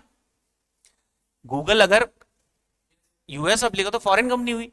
अब इनडायरेक्टली बोल रहा है यहाँ पे बॉडी कॉर्पोरेट में क्या इंक्लूड होता है, फॉरेन कंपनी ऑल्सो। ये लाइन बोल दी लॉ मेकर्स ने, और फिर कह रहा है कि क्या नहीं होता ये भी सुन लो, कि इसको हम नहीं मानेंगे बॉडी कॉर्पोरेट के डेफिनेशन में इंक्लूड। Number 1, cooperative society. नाम सुना आपने कोऑपरेटिव सोसाइटी का? क्या होता है, क्या करते हैं इसमें? अमूल का नाम सुना है? Largest cooperative society India, 36 lakh farmers, 36 lakh members है उसके। देखो पहले अभी अमूल उसमें पैकेट पे भी लिख के आता था, इसके मालिक 36 लाख फार्मर्स है। तो कोऑपरेटिव सोसाइटी मतलब जनरली मेंबर्स होते हैं, वो अपने मेंबर्स सारे कनेक्टेड होते हैं और मेंबर्स अपने बेनिफिट के लिए सारा काम करते हैं। इस पे अलग से एक एक्ट एप्लीकेबल है, कोऑपरेटिव सोसाइटी एक्ट। कौन सा एक्ट है? तो इसको कंपनी लॉ में इंक्लूड नहीं किया गया है। बोला गया कि बॉडी कॉर्पोरेट के डेफिनेशन में कोऑपरेटिव सोसाइटी को हम ऐड नहीं करेंगे। किसको ऐड नहीं करेंगे? एक्सक्लूड। और दूसरा कह रहा है कि अगर, अब ध्यान सुनना, यहीं पे मेन लाइन है, एनी अदर बॉडी कॉर्पोरेट, और ये लाइन अभी मत पढ़ना, यहां तक पढ़ना बस, जो मैं हाईलाइट करूंगा उसको पढ़ना। Any other body corporate which the central government main by notification specify, कि वो भी बॉडी कॉर्पोरेट के डेफिनेशन से एक्सक्लूड मानी जाएगी जिसको सेंट्रल गवर्नमेंट नोटिफिकेशन देके बोल दे कि इसको हम बॉडी कॉर्पोरेट नहीं मानेंगे, तो वो भी बॉडी कॉर्पोरेट नहीं मानी जाएगी। ये लाइन लिखी। अब इसी में देखना ब्रैकेट में एक लाइन लिखी हुई है, not being a company as defined under this act. Section 2 clause 20 की बात कर रहा है। कह रहा है any other body corporate not being a company as defined under this act, कि मतलब कंपनी को छोड़ के, सेक्शन 2 क्लॉज 20 वाली, means a company registered under this act under any previous company law. समझ में आ रहा है कि कंपनी को छोड़ के और कोई जिसको सेंट्रल गवर्नमेंट नोटिफाई कर दे तो वो भी बॉडी कॉर्पोरेट नहीं होगा। तो अगर मैं आपसे इनडायरेक्टली पूछना चाहूं तो सेक्शन 2 क्लॉज 11 में क्या कंपनी भी इंक्लूड है या नहीं? यस या नो आप सब लोग सोच के बताएं, डायरेक्ट नहीं लिखा। अगर आपसे कोई क्वेश्चन पूछेगा does section 2 clause 11 the word body corporate also includes a company within the meaning of section 2 clause 20? Yes या नो? ये देखो ना, यहां पे इंक्लूड कर लिया है लॉ मेकर ने। Not being a company as defined under this act, इसको नहीं, इसको अलग नहीं करना है, नोटिफाई नहीं करना है, इसके अलावा किसी को नोटिफाई कर देगी गवर्नमेंट। समझ में आ रहा है? तो अब आपसे कोई अगर क्वेश्चन पूछेगा बॉडी कॉर्पोरेट के डेफिनेशन में क्या क्या इंक्लूड होता है, तो बताना शुरू करो। फॉरेन कंपनी, इंडियन कंपनी, दोनों, सिंपल वर्ड में दोनों आ रही है। फॉरेन कंपनी, इंडियन कंपनी, क्या नहीं होगा? कोऑपरेटिव सोसाइटी, और दूसरा कोई अदर बॉडी कॉर्पोरेट जिसको कौन नोटिफाई कर दे, सेंट्रल गवर्नमेंट जिसको नोटिफाई कर दे, वो भी इंक्लूड नहीं होगी। इतनी बात समझ में है? समझ में आ रही है इतनी बात? तो दोनों डेफिनेशन इंक्लूड। अब अगर कभी जब पूरे एक्ट में जब जब बॉडी कॉर्पोरेट वर्ड आएगा, तब तक आपको क्या याद रखना है? Foreign company also Indian company दोनों आ जाएगी। नहीं आएगी तो क्या? कोऑपरेटिव सोसाइटी या कोई और बॉडी कॉर्पोरेट जिसको central government notification through exclude कर दे कि हम तुम्हें क्या नहीं मानेंगे, बॉडी कॉर्पोरेट। समझ में आ रहा है? अब ध्यान रखना, मैं जब जब अब पूरा चैप्टर जब चलेगा तो ये जब डेफिनेशंस आएंगे तो मैं तुरंत रेफरेंस में उसको खटाखट आपसे पूछूंगा उस समय। तो एकदम दिमाग में रखना कि ये चीज वहां फिर लिंक होगा वहां से। कई बार लिंकिंग होती है ना, तो हमारा दिमाग बहुत तेज काम करना पड़ जाता है हमारे दिमाग को। एलएलपी में भी सेम थोड़ा सा कॉन्सेप्ट था।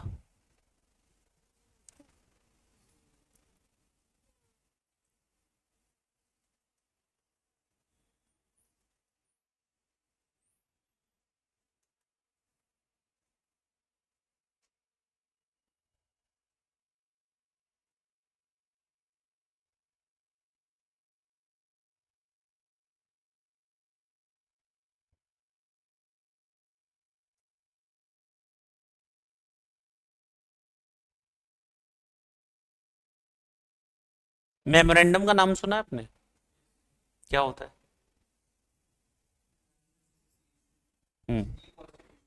कॉन्स्टिट्यूशन ऑफ अ कंपनी, जिसपे कंपनी का पूरा एडिफिस, जिसको स्ट्रक्चर बोलते हैं, the whole structure of the company जिसपे बिल्ट होता है, foundation of a company, that is a public document within the section 399 में। पब्लिक डॉक्यूमेंट है ना memorandum? Any act ultra vires to the memorandum void हो जाएगा beyond the power. इस पे भी हम चैप्टर में आगे करेंगे डिटेल में। अच्छा एक बात सुनो, अब ये बात तो मैं बताना नहीं चाह रहा था कि बहुत टेंशन वाली बात है, लेकिन कोई बात नहीं, अब क्या करें, टेंशन लेना है तो ले ही लो। आप लोगों के लिए बहुत अच्छी खबर तो नहीं है ये क्या नाम यूज हुआ है? जब पूरा कंपनी लॉ पढ़ोगे, पूरे कंपनी में एक वर्ड बार बार घूमेगा हर सेक्शन में, पेनल्टीज वाले प्रोविजन में। ऑफिसर इन डिफॉल्ट, क्या वर्ड यूज करेंगे? वहां पूरा डिटेल नहीं देंगे, बस एक वर्ड यूज करेंगे। क्या करेंगे? तो हमें ऑफिसर इन डिफॉल्ट में आएगा कौन, ये पता होना चाहिए। कौन सा वर्ड यूज करेगा आगे जाके हर एक्ट में? कि ऑफिसर इन डिफॉल्ट मतलब कौन कौन से लोग आएंगे ऑफिसर इन डिफॉल्ट। वहां तो बस इतना लिख के छोड़ देगा law maker, officer in default shall be liable to penalty of इतना, ये लिखा मिलेगा हर जगह। वहां ये नहीं दिखाएंगे पूरे डिटेल में कौन कौन आता है। तो जरा चेक करें कि ऑफिसर इन डिफॉल्ट की लिस्ट में कौन कौन से खुशनसीब लोग आएंगे। देखो ऑफिसर इन डिफॉल्ट में कौन कौन लिस्ट में आएंगे। ये ऑफिसर इन डिफॉल्ट में है। जिम्मेदारी जितनी बड़ी रिस्क भी उतना बड़ा। केएमपी नाम तो सुना होगा, सेक्शन 2 क्लॉज 51, वो लिस्ट पूरी तो सुनने में अच्छा लग रहा था केएमपी। अभी यहाँ क्या, जो ऑफिसर इन डिफॉल्ट की लिस्ट में यही लोग आएंगे। कौन कौन? WTD, whole time director, KMP. फिर अगर मान लो कंपनी में केएमपी नहीं है, लॉ कह रहा है अगर कंपनी मान लो की मैनेजर पर्सनल नहीं है, सच डायरेक्टर और डायरेक्टर स्पेसिफाइड बोर्ड, या वो लोग जिसको, वो पर्सन जिसको बोर्ड ने स्पेसिफाई किया है, बोर्ड मतलब बोर्ड और डायरेक्टर ने, तो वो भी क्या माना जाएगा? Officer in default. समझ में आ रहा है? उसके बाद कह रहा है any person who under immediate authority of board और any KMP is charge with the responsibility of including maintenance, filing and distribution of accounts and records. जिसका काम है मेंटेनेंस, फाइलिंग ऑफ अकाउंट्स, वो किस में आएगा? इसमें आएगा। समझ में आ रहा है किस में आएगा, इसी में। कि ऐसा कोई पर्सन जिसको ये जिम्मेदारी दी गई थी कि जो कंपनी की फाइलिंग्स है रजिस्ट्रार को या अकाउंट्स वगैरह रिकॉर्ड्स वगैरह मेंटेन करना तुम्हारी जिम्मेदारी है, तो वो भी किस लिस्ट में आ जाएगा पर्सन, ऑफिसर इन डिफॉल्ट। किस में आएगा, अगर उसने टाइमली फाइल नहीं करा तो वो भी किस में आएगा, ऑफिसर इन डिफॉल्ट। ऐसा कोई पर्सन जिसकी एडवाइस पे, डायरेक्शन पे, इंस्ट्रक्शन पे board of director accustom to act हो जाए। कि ऐसा कोई पर्सन जिसकी एडवाइस पे, डायरेक्शन पे, इंस्ट्रक्शन पे board of director accustom to, मतलब बोर्ड ऑफ डायरेक्टर को वो बात माननी पड़े। जनरली प्रमोटर होते हैं ऐसे नेचर के, शैडो डायरेक्टर जिनको बोलते हैं, इनको भी क्या माना जाएगा, officer in default. Every director in respect of contravention of any provision of the act who is aware of such contravention, हर वो डायरेक्टर ऑफिसर इन डिफॉल्ट माना जाएगा जो कॉन्ट्रावेंशन हो रहा था, कंपनी लॉ के प्रोविजंस को कॉन्ट्रावीन कर रहे थे, उल्लंघन हो रहा था और उसको वो पता था तब भी वो कर रहा था, तो भी वो क्या माना जाएगा, officer in default. In respect of issue and transfer of share the company the share transfer agent, share transfer agent, registrar and merchant banker to issue, ये सब लोग भी क्या माने जाएंगे, ऑफिसर इन डिफॉल्ट। तो ऑफिसर, अच्छा देखो, मान लो कभी पेपर में, जनरली अभी तो नहीं आया, लेकिन अगर जिस दिन मुझे पेपर बनाना हुआ, मैं ये क्वेश्चन डाल दूंगा क्वेश्चन में, और पूरे इंडिया में 100% बच्चे बैठते हैं तो लिख पाएंगे 5%। कितने परसेंट, क्योंकि उसको पढ़ के ही नहीं जाते। मान लो डायरेक्ट क्वेश्चन आया कंपनी लॉ में और ये पूछ रहा डिफाइन ऑफिसर इन डिफॉल्ट, बस इतनी लाइन लिख दी। अब एक दो गेस करके तो आप लिख दोगे, चलो केएमपी लिख दिया, होल टाइम लिख दिया, उससे पूरे नंबर मिल जाएंगे क्या? 4 मार्क्स का क्वेश्चन है या 5 मार्क्स का क्वेश्चन मैंने पूछा है, 2 पॉइंट लिखोगे, ज्यादा ज्यादा मैं आपको 1 नंबर दूंगा, 4 नंबर तो माइनस कर लूंगा ना। समझ में आ रहा है, मैं बता रहा हूं आपको। और इंस्टीट्यूट जो आपका पेपर ड्राफ्ट करता है उसमें समटाइम्स आपका जब पूरा क्वेश्चन पेपर देखोगे तो उसमें एक दो क्वेश्चन, जैसे अभी आपको 45 मार्क्स का कंपनी लॉ लिखना है पेपर में, कितने मार्क्स का, 45 मार्क्स का लिखना है, बाकी ऑब्जेक्टिव है। और क्या है, रिटर्न कितना है, सिर्फ 45, सिर्फ कंपनी लॉ की बात कर रहा हूं, कितना 45। तो इस 45 में आप देखोगे आपके क्वेश्चन में एक दो क्वेश्चन ऐसा होगा जो बहुत जनरलाइज क्वेश्चन होगा। कैसा होगा, कई बच्चे उसको इग्नोर करके चले जाते हैं, छोड़ देते हैं, अरे ये क्या आएगा, ये थोड़ी कोई क्वेश्चन होता है, और वही पूछ लिया गया एक दो क्वेश्चन, तो गया आपका नंबर। और हर अटेम्प्ट में इंस्टीट्यूट ऐसा करता है। एक होता है जैसे आपने देखा होगा एग्जाम टाइम में हम पढ़ के जाते थे कि ये इंपॉर्टेंट है तो पेपर में आएगा ही आएगा, और वो नहीं आता था, या जिसको रात भर पढ़ के गए वही क्वेश्चन नहीं है, बाकी और आगे होता था। कई बार हुआ है, कई लोगों के साथ होता है ये, कि जो पढ़ के जा रहे हैं दिन रात वो नहीं आएगा, उसके अलावा दूसरा जरूर आ जाएगा। तो ऐसे इंस्टीट्यूट करता है मजाक कि इंपॉर्टेंट क्वेश्चन ये सारी चीजें पूछ लेगा, लेकिन एक क्वेश्चन दो क्वेश्चन ऐसा डाल देगा जो बच्चे जानते तो होंगे, सुना तो होगा, लेकिन सुनने के नंबर नहीं मिलते, एग्जैक्ट लिखने के नंबर मिलते, वो लिख नहीं पाएगा, माइनस हो जाएगा। तो अगर ऐसे क्वेश्चन में ये क्वेश्चन भी ऐसा आता है कि सिंपल वो डालेगा, पूछेगा डिफाइन ऑफिसर इन डिफॉल्ट, कि ऑफिसर इन डिफॉल्ट की लिस्ट में कौन कौन आता है। तो कौन कौन लोग अभी आपको दिख रहे हैं, एक तो whole time director number 1, number 2 KMP, number 3, एक सीक्वेंस में, ये मतलब याद भी नहीं करना है और याद हो भी जाना चाहिए, सीक्वेंस बस पढ़ो, होल टाइम डायरेक्टर, केएमपी, अगली लाइन केएमपी से ही रिलेटेड है, अगर केएमपी नहीं है कंपनी तो कौन बनेगा, जिस डायरेक्टर को रिस्पॉन्सिबिलिटी दी गई है बोर्ड के थ्रू। सिंपल, 3 पॉइंट तैयार हो गए।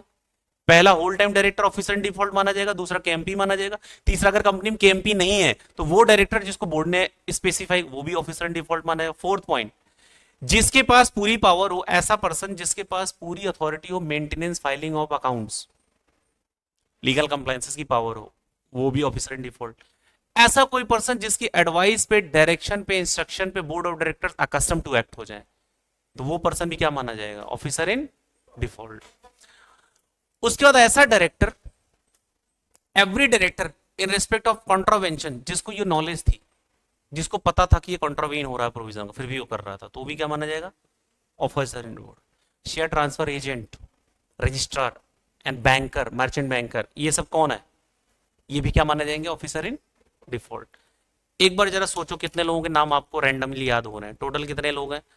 7 लोग हैं बस। 5 मार्क्स का क्वेश्चन। एक रैंडम ऐसे सीक्वेंस बनाने की कोशिश करो। सबसे पहला WTD तो ऐसे ही याद आ जाएगा पेपर में, होल टाइम डायरेक्टर। दूसरा KMP भी याद आ जाएगा। तीसरा शुरू होगा if there is no KMP, तो क्या होगा? Specified by board. तो 3 पॉइंट्स आपने कवर कर दिया। अब रिमेनिंग 4 पॉइंट्स कौन कौन से होंगे? इसके अगली लाइन।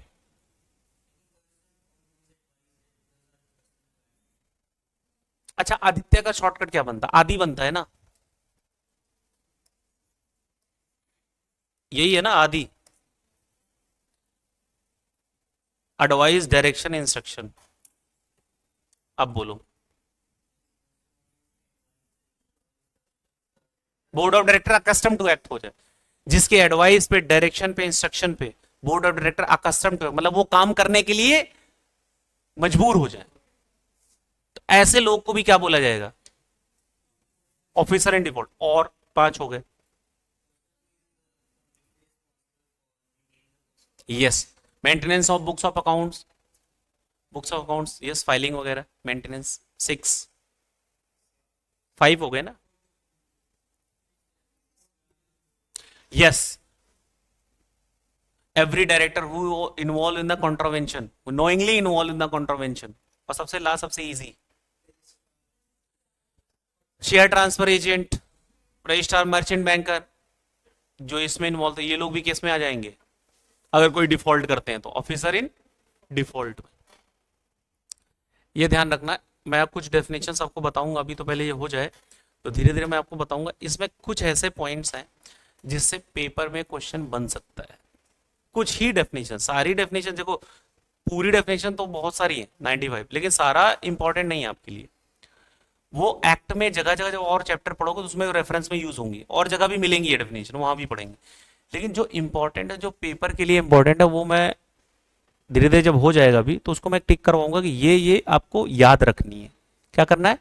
और लिमिटेड ही होंगी, मुश्किल से 10 से 12, 10 भी ज्यादा ही बता रहा हूं मैं, बस 10 डेफिनेशंस जिससे पेपर में क्वेश्चन आएगा। अगर आया तो इस चैप्टर से, तो वो 10 पॉइंट लेकिन आपको याद होने चाहिए।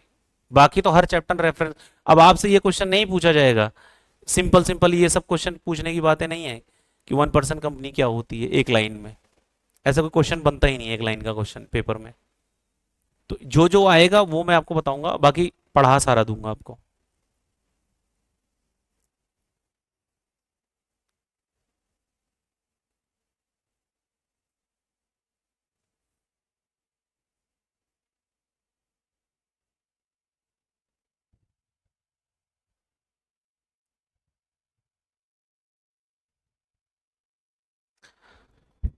आगे क्लास में इसको डिस्कस करेंगे, अभी के लिए बस इतना छोड़ के जा रहा हूँ आपको बता के। ये नाम सुना आपने? चैप्टर नंबर 3 में इसमें बहुत डिटेल में डिस्कशन होगी शेयर में। अभी के लिए बस ये समझो शेयर होता क्या। शेयर सुना आपने? शेयर, जैसे बचपन में कहते थे, पेरेंट्स कहते थे कि बेटा शेयर करके खाओ, वही शेयर है। फिर शेयर है या शेयर है या शेर? शेयर पक्का? देखो, share means share in the share capital of the company. कि कंपनी की पूरी शेयर कैपिटल है, उसमें आपका शेयर कितना है। A share includes stock also. Stock का मतलब ये वो वाला स्टॉक मत समझना, ओपनिंग क्लोजिंग वाला। ये स्टॉक का मतलब है अगर जो भी फुली पेड अप शेयर्स हैं उनका एक पूल बना के, एक अलग बंडल बना के रख लिया जाता है, लिस्ट बना के रख लिया जाता है, तो उनको कलेक्टिवली स्टॉक बोला जाता है। क्या बोला जाता है? स्टॉक। अब समझ में आया? स्टॉक का मतलब यहां पे क्या है? Bundle of shares who are fully paid, जिसको फुली पेड शेयर्स है। फुली पेड शेयर किसे कहते हैं? जिसमें जितना अमाउंट अनपेड था वो सारा पेड कर दिया, फुली पेड शेयर हो गए। तो फुली पेड शेयर का अगर कोई हम बंडल, एक पूल बना के रख लें अलग से सेपरेटली, तो उसको कलेक्टिवली क्या बोला जाता है? स्टॉक बोला जाता है। समझ में आ रहा है? और share means share in the share capital. भाई कंपनी की शेयर कैपिटल तो बहुत हो सकती है। अब मैंने 1 लाख के शेयर लिए मान लो, तो मेरा शेयर कितने का, उस कंपनी में कितना शेयर है मेरा, 1 लाख। कंट्रीब्यूशन किया हमने, यही होता है लाइफ में, इतना ही कंट्रीब्यूट करते हैं सब अलग अलग। अब जितने लोग हो सारे इन्वेस्टर्स अलग अलग, एक तरह तक इन्वेस्ट कोई कर नहीं पाए, कोई कम कोई ज्यादा। समझ में आ रहा है? तो ये ध्यान रखना है। फिर इसको हम आगे बढ़ाएंगे इस जर्नी को धीरे धीरे, फिर अगले चैप्टर पे चलेंगे और इसको और आगे बढ़ाएंगे। अभी के लिए जितने डेफिनेशंस आप पढ़ते जा रहे हो, जितने डेफिनेशंस शुरू में देखो,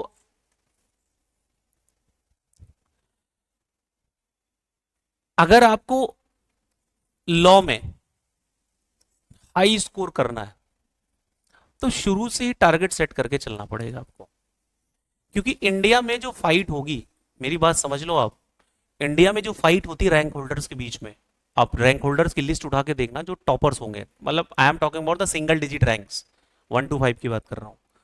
उनको जब आप देखोगे ना तो उनकी असली फाइट जो होती है प्रैक्टिकल पेपर्स में नहीं होती, क्योंकि मोर और लेस प्रैक्टिकल पेपर उनके मार्क्स सिमिलर होते हैं, मतलब 2 4 10 नंबर डिफरेंस हो। आप कभी देखना उनकी मार्कशीट, डिफरेंस किस में आता है, थ्योरी पेपर्स में। और इस पेपर में मैं आपको बता रहा हूं, इस पेपर में आराम से आपके, अभी जब से ये ऑब्जेक्टिव आ गया 30 नंबर का, अब इस पेपर में इजिली 80+ मार्क्स मारे जा सकते हैं, इजिली। और बहुत फोकस करके अगर आपने कर दिया तो इसमें 90+ भी आराम से जा सकते हैं, इवन 100 भी, मैं बिलीव करता हूं 100 भी आ सकता है, 80+ आराम से। और 80+, लेकिन उसी के आएंगे जो शुरू से ही ये चीजें धीरे धीरे थोड़ा थोड़ा करके तैयार करे, एक बार में पूरा लोड नहीं, 100 दिन का खाना एक दिन नहीं खाना है, थोड़ा थोड़ा।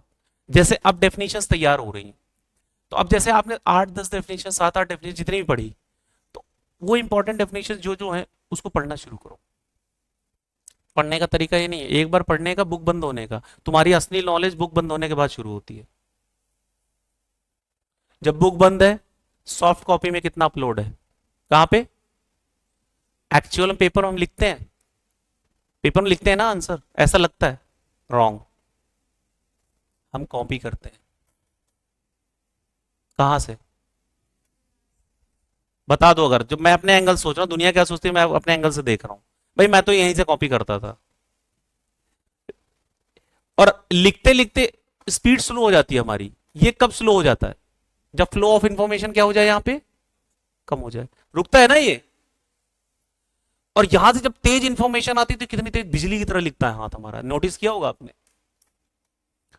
तो हमें कुछ और नहीं करना, यही जो हार्ड कॉपी में चीजें लिखी उसको कन्वर्ट करके किस में कर देना है, सॉफ्ट कॉपी में।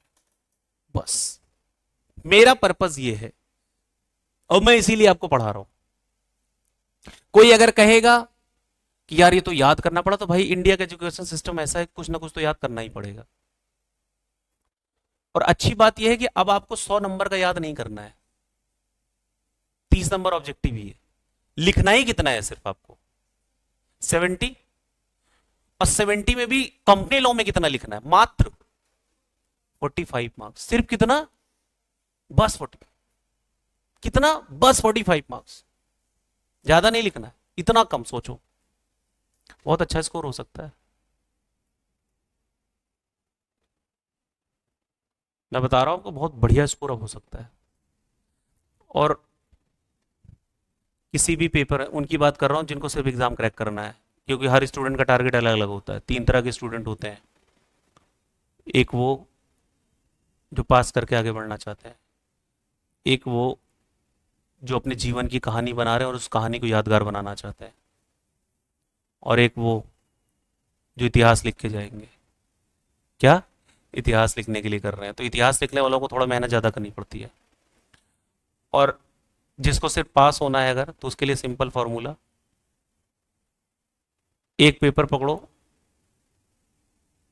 लॉ भी अच्छा, उसमें एक पेपर हो सकता है, मैं बता रहा हूँ आपको, 70 मारा ग्रुप क्लियर,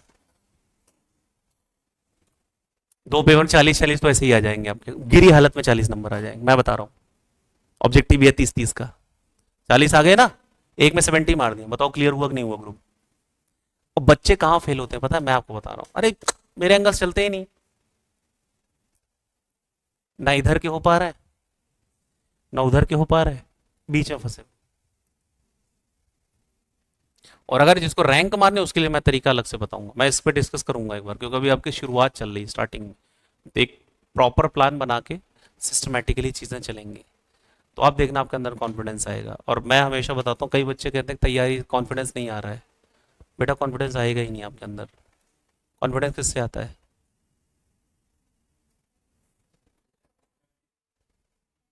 प्रैक्टिस से आता है, मतलब तैयारी से आता है ना? गलत।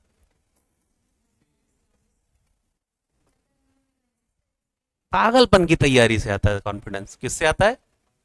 मैं ये कोई सुनी बातें नहीं कर रहा, मैं अपने एक्सपीरियंस से बता रहा हूं। पहले मुझे लगता था कि ये नहीं हो सकता, पहले जनरली एज ए स्टूडेंट मुझे लगता था, जब तक मेरे एक सर नहीं मिले मुझे।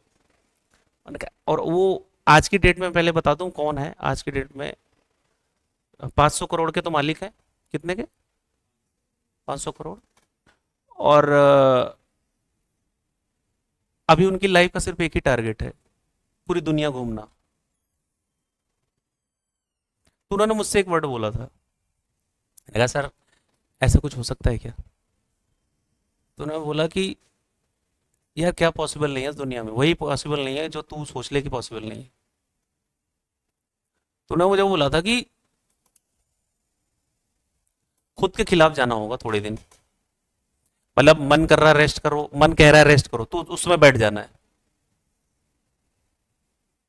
दो तरीके के लोग होते हैं, एक जो दुनिया को ऑब्जर्व करते हैं,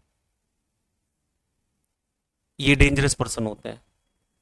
और इनसे भी वो उस सर ने बोला था मुझे, कहते हैं ये डेंजरस पर्सन होते हैं, डेंजरस मतलब पॉजिटिव सेंस में, ये दुनिया बदलने की हिम्मत रखते हैं ऐसे लोग जो ऑब्जर्वर होते हैं, ग्रेट ऑब्जर्वर। और इनसे भी एक कदम ऊपर उन्होंने बोला एक बंदा और होता है। मैंने कहा कौन सर? कह रहे जो अपने दिमाग को ऑब्जर्व करता है। किसको ऑब्जर्व करता है? कि दिमाग में चल क्या रहा, मैं कर क्या रहा हूं। कह रहे उससे डेंजरस कोई नहीं इस दुनिया में। वो रिकॉर्ड्स बनाता है। क्या करता है? रिकॉर्ड्स बनाता है। समझ में आ रहा है? इसलिए कह रहा हूं शुरू शुरू में पूरी जान झोंक दो। मैं कह रहा हूं अभी से लेके पेपर तक इतनी प्रॉब्लम आएंगी, इतने चैलेंजेस आएंगे, इतनी बार आप लापरवाही करोगे कि तुम सोच भी नहीं सकते। लेकिन अगर तुमने ये 6 महीने 7 महीने प्रण ले लिया कि दुनिया नहीं बदल जाएगी अगर मेरा फोन बंद रहेगा, तो तैयारी मेरी चलेगी तो। लेकिन आपकी दुनिया जरूर बदल जाएगी 6 महीने बाद। AIR 1 लिखा होगा ना जब, ऑल इंडिया रैंक होल्डर, ये बेस्ट पेपर अवार्ड विनर, 100 में 100 लॉ में, 100 में 90, ऐसे 100 में 85।